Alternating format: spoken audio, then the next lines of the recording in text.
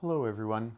I'm here once again in my den, and I want to chat to you about um, a pair of creative artists that I would not have known about unless it were for Ben Milton's Questing Beast video on Thousand Islands and his promotion of their work a number of years ago. I guess that I searched around and looked, but had initially a cursory kind of interest.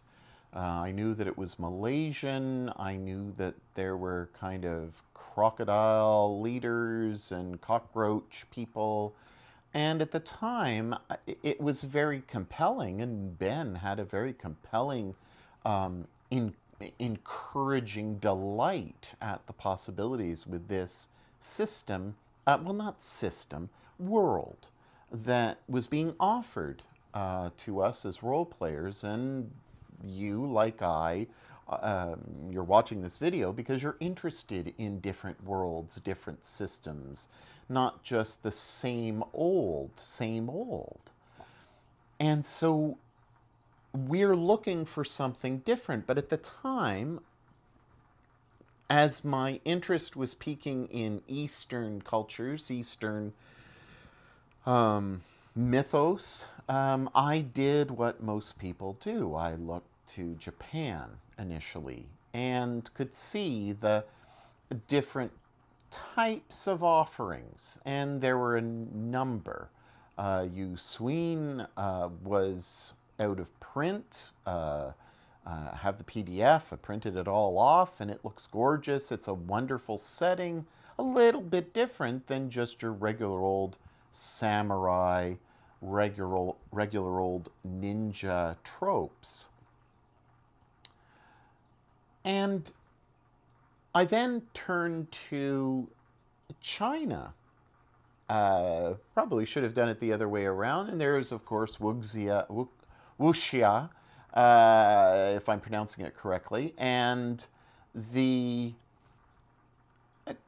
kind of kung fu genre that I grew up with Bruce Lee, and I guess that type of beyond that, where it became mystical. And of course, there's Crouching Tiger, Hidden Dragon, and those type of more modern treatments. And of course, go on Netflix and you'll see a lot of wonderful Chinese movies that are incredible visually and from a storytelling point of view.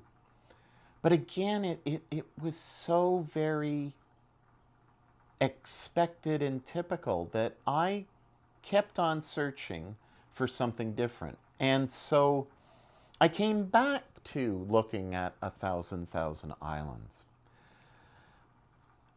I think the first thing is that the cost was prohibitive because I wanted to get the essentials bundle, and it was expensive. And finally, just this week, I made the plunge and I found an essentials bundle from England and have it coming to Canada at great cost.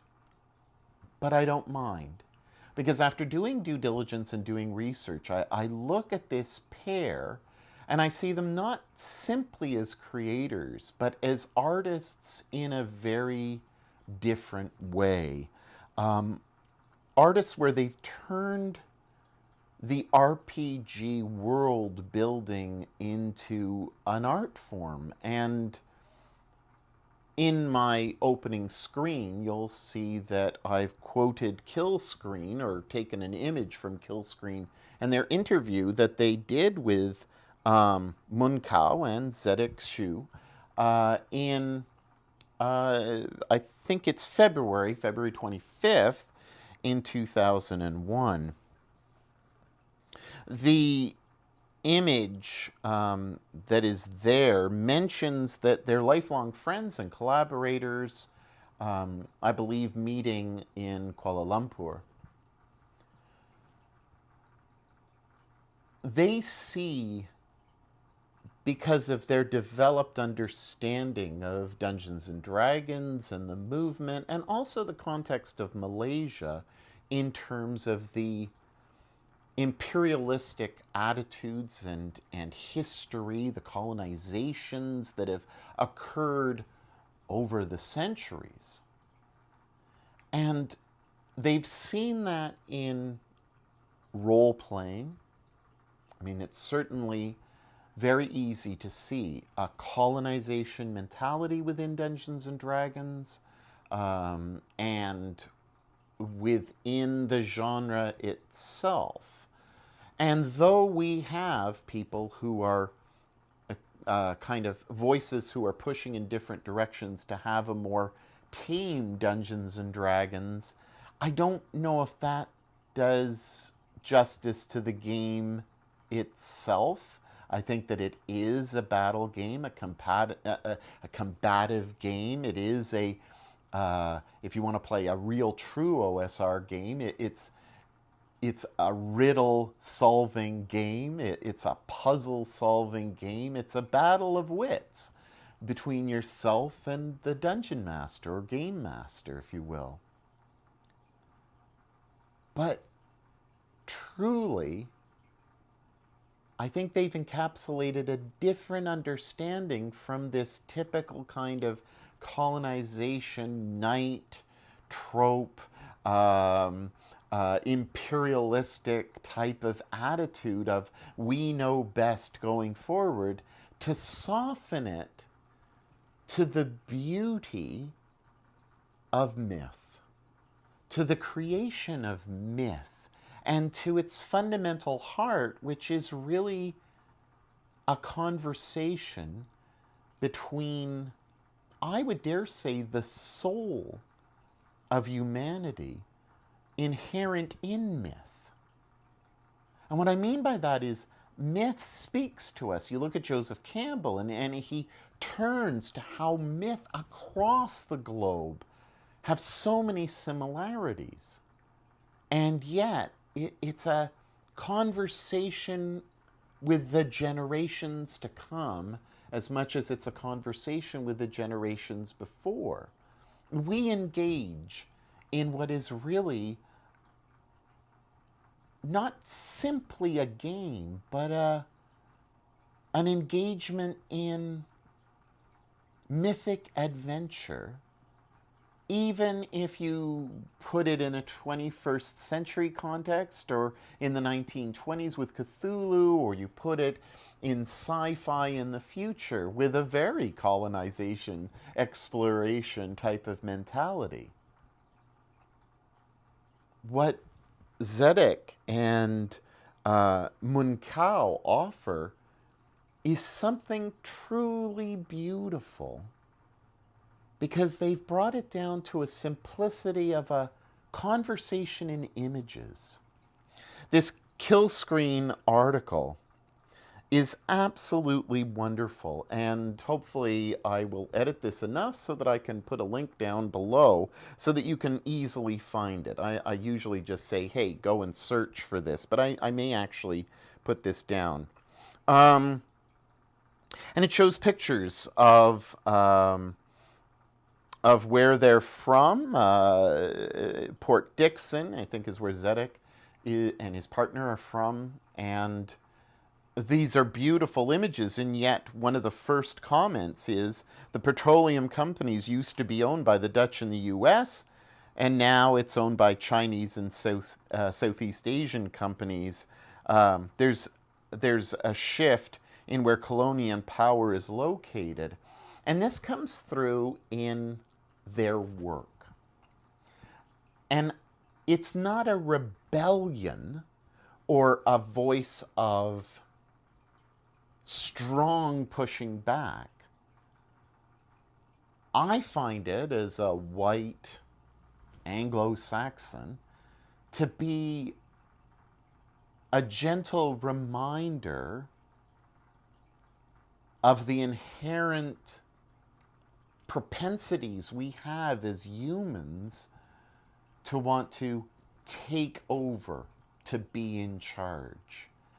And so they're not having this strong pushback that you would get with, say, the gatekeepers, whether OSR gatekeepers or D&D fifth gatekeepers or ultra super liberals, whatever that means, gatekeepers, or the ultra conservative gatekeepers. There's too much polemic within our game. And I think what Thousand Islands and the upcoming product, Reach of the Roach God, which has been on Kickstarter and I believe is ending soon. And so I'm going to look at my email and I'm going to refer to my email, which is from Centaur Games. And it says, "Hi, me." And it's Munkau who says, because you pre-ordered, and I was a late backer. Here's kind of some images, and here's an update. And I believe that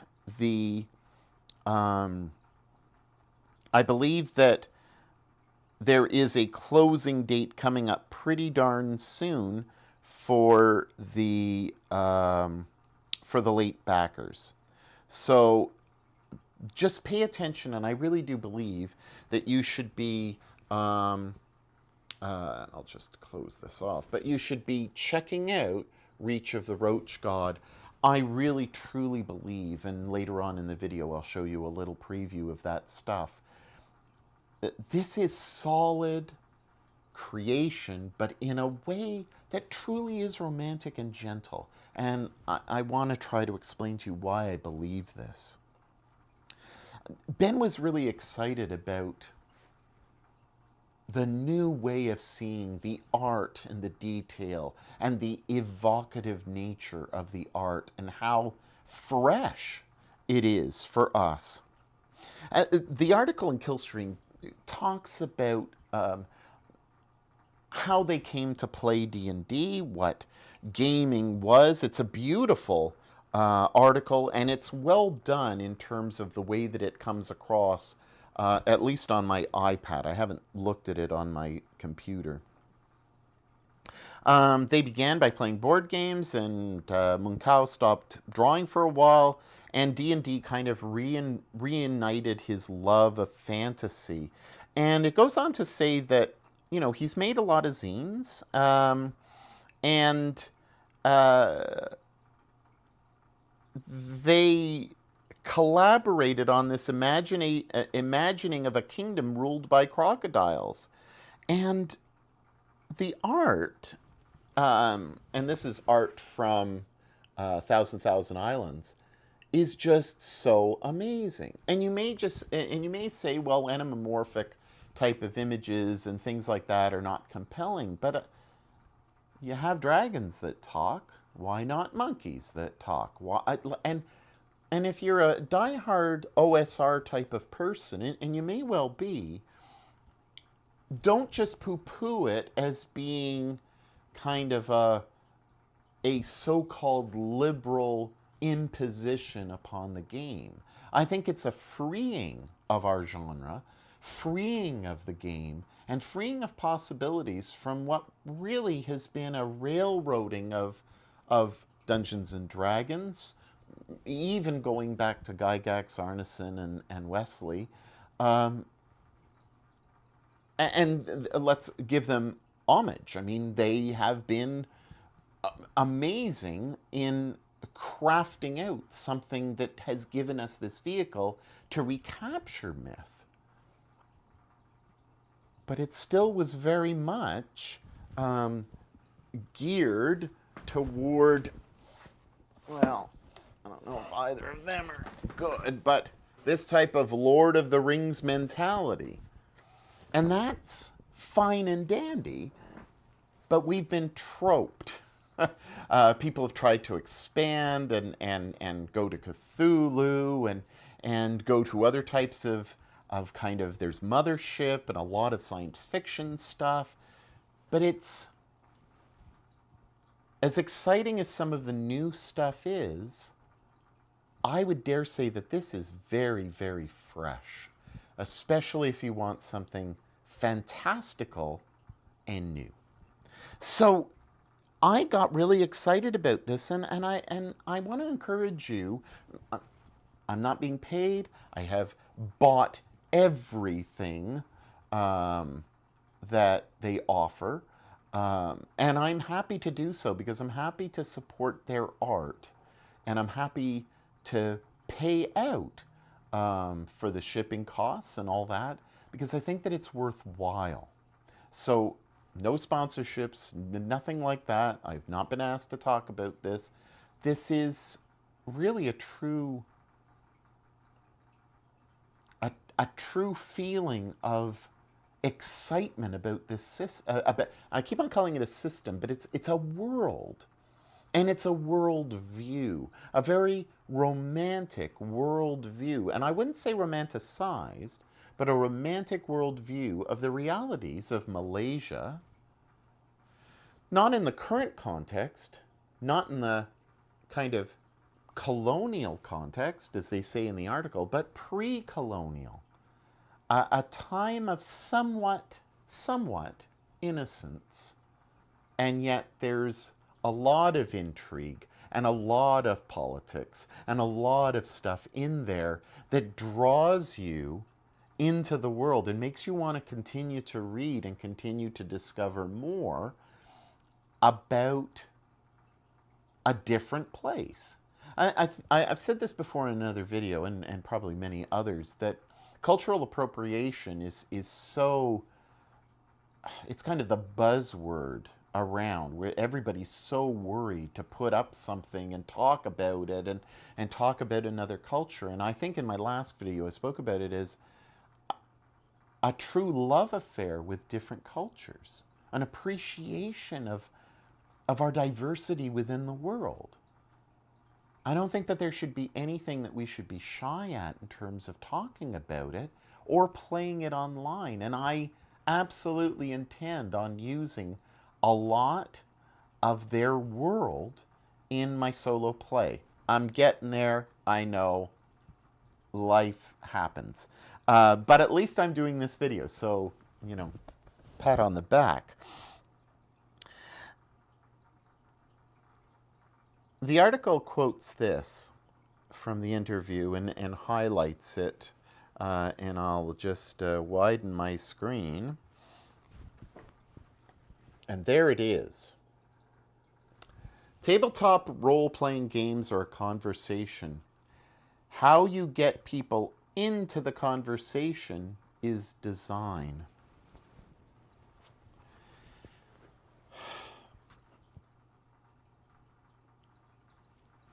I really truly believe that when we're face to face around a table, I don't care if you've got blue, pink hair, if you're wearing a multicolor LGBTQ sign, I don't care if you are a die-hard conservative.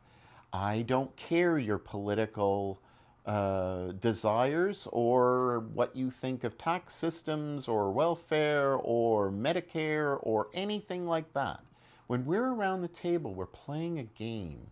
And I don't expect that when we're playing a game, whether I'm a player or a GM, that you're going to intentionally bring in your politics to try to change the table's mind. There should be no agenda, no proselytization. There should be no agendas. When we're together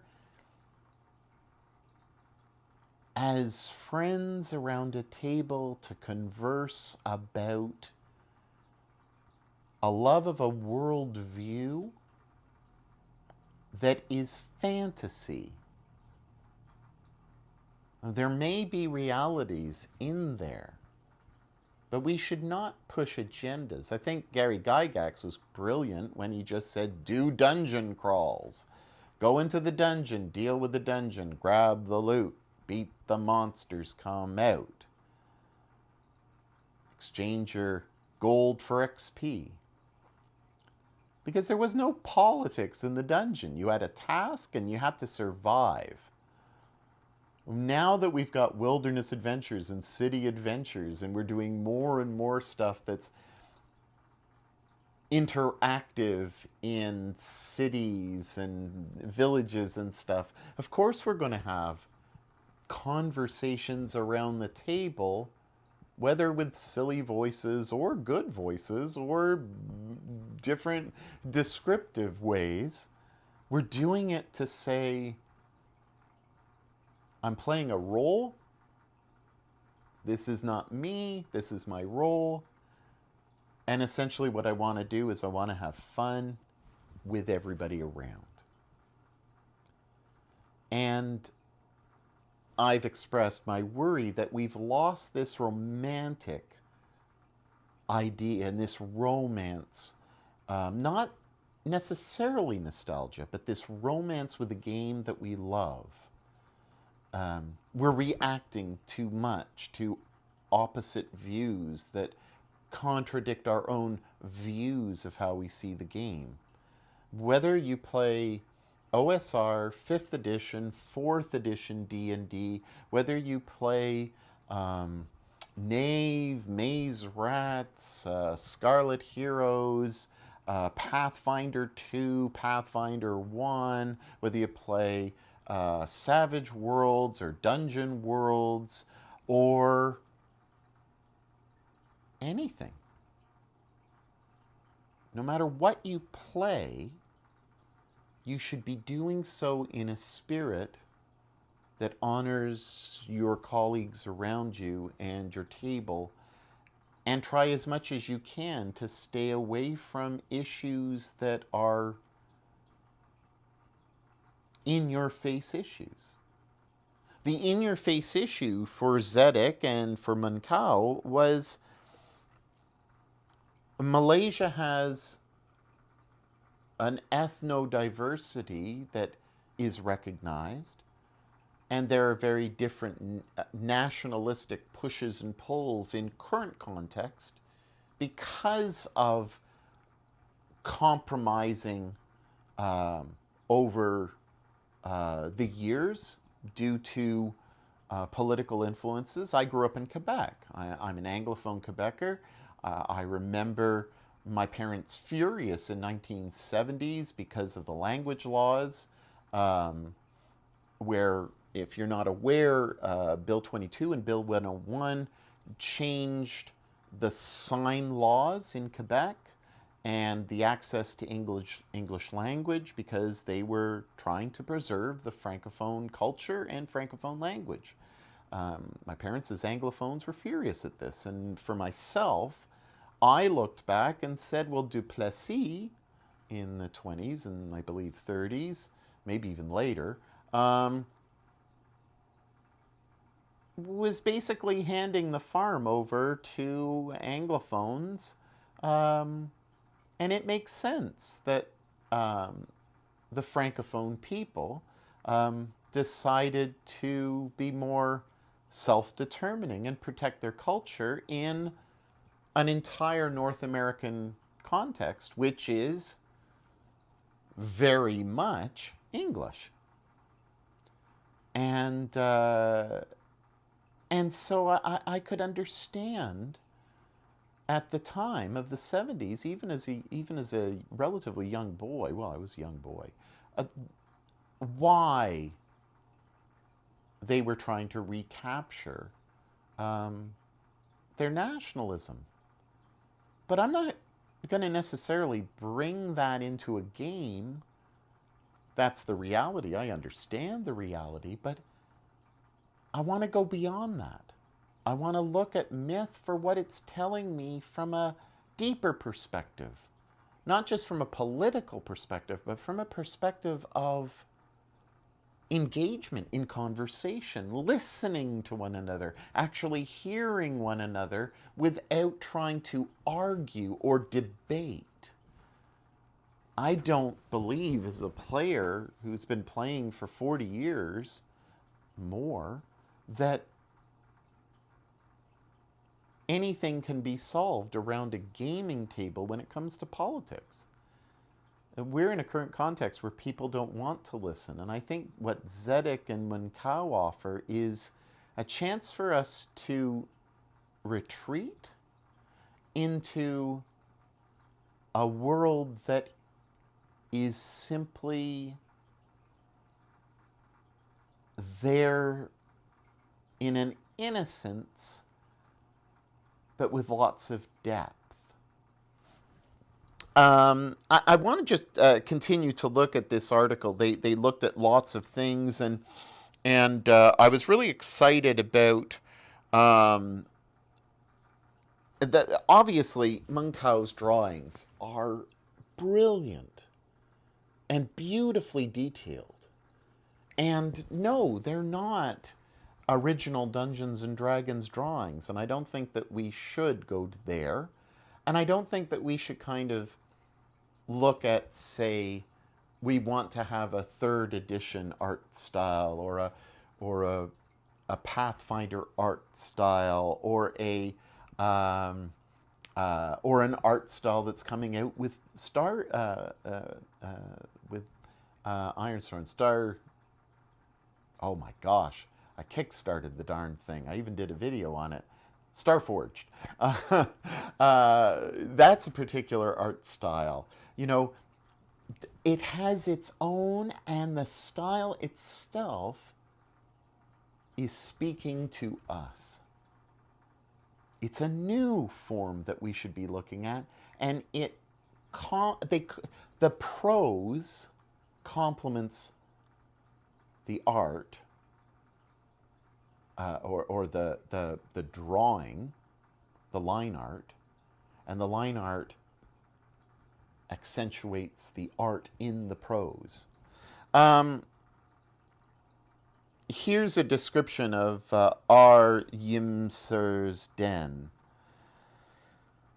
A floating hostelry tethered to the north side of town. Shisha's travel supplies, companionship. Underneath, suspended from the riverbed, patrolled by giant electric eels, a treasury of soaked relics and disintegrating scrolls locked in gold cages. Not a lot of words, 2 lines, but it evokes a particular worldview. It evokes something deep. Aryumsur's archaeologist, a famous adventurer now retired, the demon idols of the interior took too many of his limbs. Will send you on missions. 6 days east, following the Goldfish Canal, there's a fort, red walls, too smooth to climb, no entrance. He chuckles. A predatory grumble. Thankfully, I've got this keg of blasting sulfur. So you're not given stat blocks, you're not given, extra details or unnecessary details. You are going to flesh this out, and you're going to find it exciting to use just the simplest form of description, almost like a haiku in many ways, if you want to bring the Malaysian expression here into a Japanese context. Very, very haiku-esque in terms of its imagery, in and out, that ebbing and flowing of the lens, looking inward and looking outward. The creativeness. This is why I'm in love with what they've done. Zedek says that there's a process of composing. Munkau reads, hears, and experiences all these things. Out of that compost comes a batch of 20 to 30 images, which he then emails me with his notes. Then I bring my compost to it, what I've read, heard, experienced. So it's very much like a growing tree.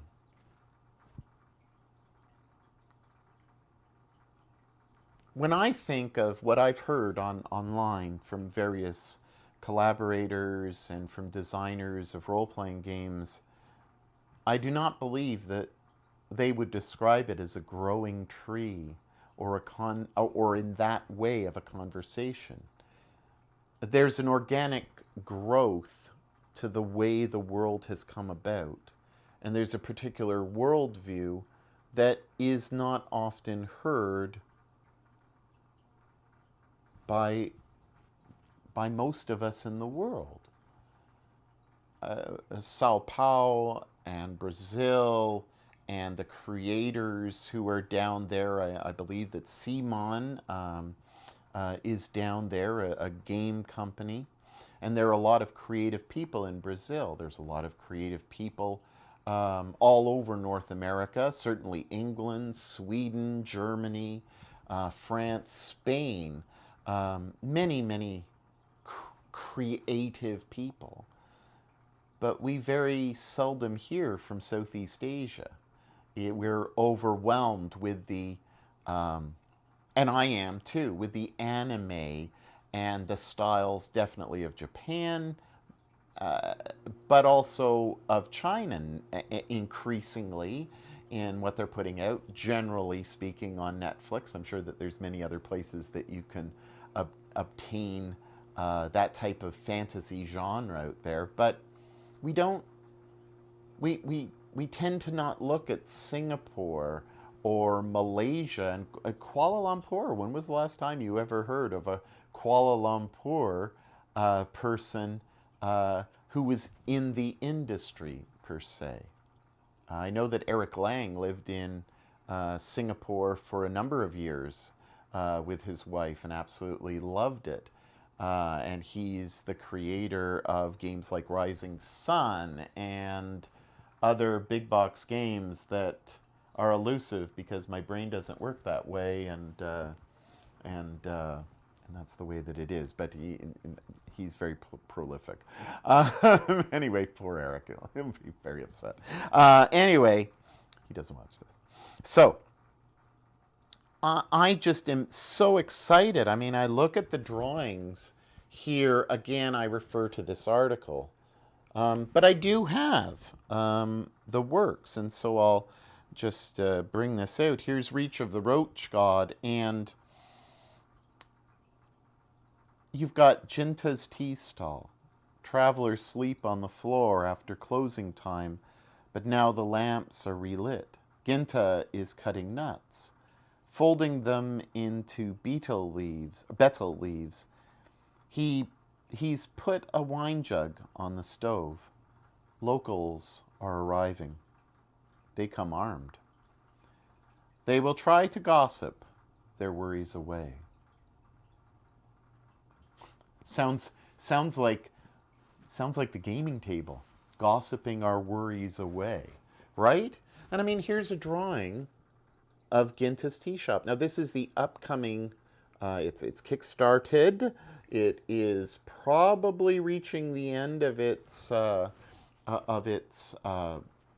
kind of opportunity for you to late back it. So again, I encourage you to do so because this story has a worried mother, a goat herder, a bamboo cutter, a bead peddler, a village healer. It's a love story in a grove and a lover's passage. This, I believe, is the first chapter of that book that's coming out. There's another Kickstarter preview of the Spider Mountain Temple. And this, once again, as a backer, I have access to this. But, you know, look at the beauty of the temple. And again, once again, I refer to the art and the way that we have very much Malaysian art that's evocative of a culture that most of us, I dare say, are not that familiar with. And remember, Malaysia is, in some ways, and they might take issue with this, Sedek and his partner, that it's kind of like a melting pot. There's Chinese influence, there's East Indian influence from the subcontinent, there's Muslim influence, there's Christian influence, there's Portuguese influence, there's British influence, and obviously Australian influence. Indonesia is right next door, Borneo, Vietnam and Cambodia, and all of that kind of um, peninsular type of area is all, there's so much going on, not only culturally and obviously politically, but also with the food. Um, and apart from the current kind of struggles that all countries have in terms of influx of new people and new conversations, this harkens back to almost, if I look at English literature, I do think of the Romantics and the 1820s and 18 teens and the late 1700s, a very pastoral type of writing. It's stunningly beautiful. So here's an unfinished work. There's two blank spaces. This is Traders at the Door. You roll a dice. I don't think I have my dice roller right here, but I do have dice here, and I don't even have, do I have a D6? I should have a D6 here somewhere. There we go. And so I got a 2. So this is the preamble. Their carts line the road. Business with the temple has been good. For their spirits, their purses. Are those in jeopardy? The first to complain to you is, and I rolled a 2,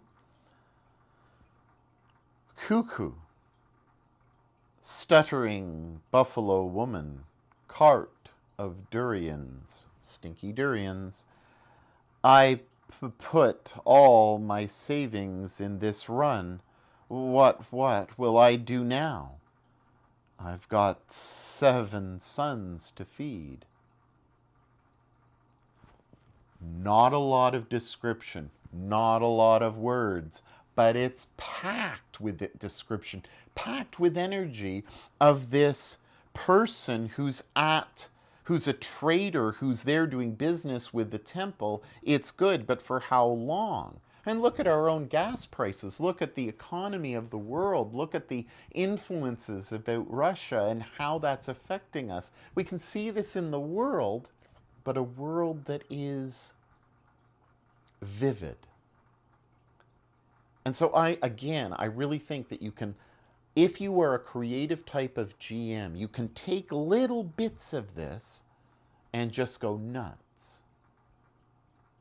If you're worried about your gaming group and their opinions about orcs and whether or not they are politically correct, which I think personally is baloney, but some of you may have deeply felt feelings, whether rightly or wrongly. Maybe your table wants to be more politically conscientious. This takes you out of the realm, and I think that this is what Tolkien was doing, taking you out of the realm of the First and Second World War contexts,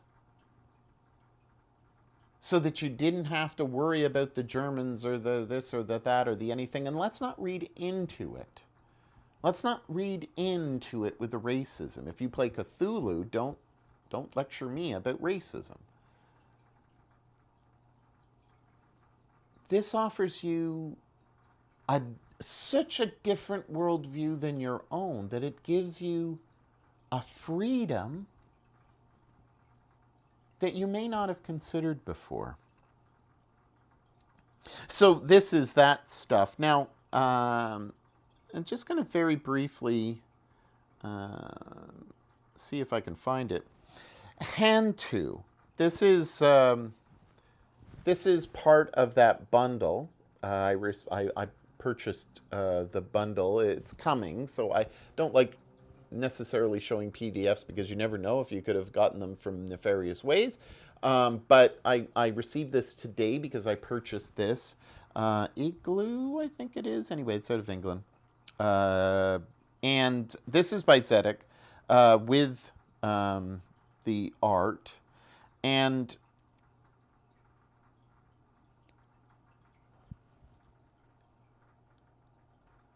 he speaks about his journey, how I became a psychic deadweight. He explains that he had a very religious upbringing, evangelical, following in the American vein. So a lot of lurid stuff about spiritual warfare. Zedek, if you watch this, I grew up as an evangelical Anglican in Montreal, and got rid of so many D&D books twice because I was afraid that I was going to lose my immortal soul. So I understand completely with that spiritual warfare. That got me merged with the ghost stories my primary schoolmates told each other. I remember one vividly. Ere my sister's boarding school got this girl, she walked into the toilets at night. She saw this ghost with a long tongue licking period blood off the toilet seat way. Obviously, model Presbyterian boy that I wasn't supposed to pay such backwards beliefs in my mind. But then in Sunday school, they screened A Thief in the Night, a 1970s era Christian horror film about the end times, world governments, prayer groups, guillotined, barcode marks of the beast. I mean, I love his honesty. And this is a book or a zine that explains his process and his journey to where we find him now as the creator of Ati, a thousand islands. And I think this is awesome that for him to have written this as a zine, to explain the creative process, the reason why he came to this place, why he's creating the way that he's creating. I think you should pick this up just in order to understand the mindset behind, because we very rarely get glimpses into the creator's history in such an honest way, and a very brutally honest way. And very seldom do we get prose that is concise.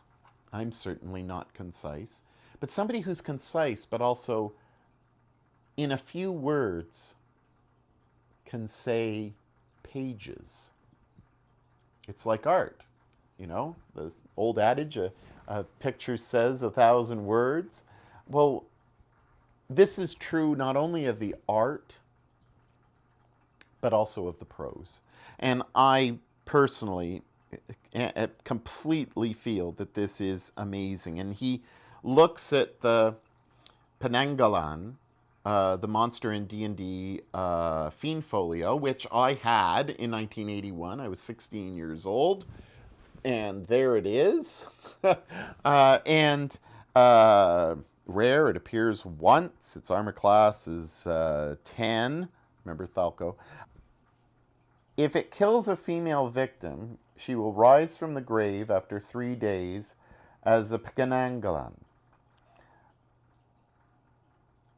It popularly sucks the blood of newborns of pregnant women, and in Malay stories, and I think that this is important, that it is a Malay story, women who die at childbirth often rise as monstrous beings. If you watch Linfamy, you'll also hear that the same can be true in Japanese mythos as well. Games or systems, therefore, necessarily methodical. No surprise that D&D and its successors fixate on matters of taxonomy. Originally written by fantasy fans, it centralizes that genre's roots in European myth. This is why in the Pathfinder RPG, a vampire is exactly as you expect, whereas the hopping ghost named Vampire Jiangshi, meaning it is a subcategory of the normal, generic Dracula like. Fiction from this region, about this region, particularly in the English language, consciously or unconsciously does something similar. Just the other day, somebody asked me whether I categorize Hantu as incorporeal beings or physical ghouls. The answer is both or neither. Our monsters don't scan the usual types, just as a Jiangshi is both zombie and vampire, neither. But it can be a relevant query because post-colonialism is a thing, and creators have to deal with how central the Occident is to our thoughts and imaginations. And he goes on, and I think that it's incredibly intelligent, his, his understanding of culture and of the way we should approach as non-Malays a Malayan worldview. And if we want to adopt that and to see this in its richness and then maybe make it our own, I think that if we're making it our own, we should be able to understand some of the background. Again, it truly is a conversation, isn't it? And so I can't speak highly enough about what they have produced in 1,000 Islands, and what they've produced when it comes to the reach of the Roach God. I think that this is going to be an amazing product to use. I think that you should try to obtain it at the very least a PDF. I think that it's exciting. I think that the other works that he's done, especially the Essentials bundle, and if you can buy the PDFs. I don't believe that they're that expensive. $40 or $50 for 11. That's US for the PDFs. I think I paid 110 American, or maybe that was pounds. I think I paid 110 British pounds sterling for the other. I'm just excited to be able to own this. I mean, the zines are about 44 pages in length. And you may say, well, that's an awful lot of money, 10 pounds, $15 Canadian or something like that, each zine. But to consider what you're getting, it's well worth it. And it certainly influenced Ben with Maze Rats, with Knave 2. I know that it's the first influence that he mentions. And let's face it, Questing Beast is an influencer in the hobby. And I think that not only does his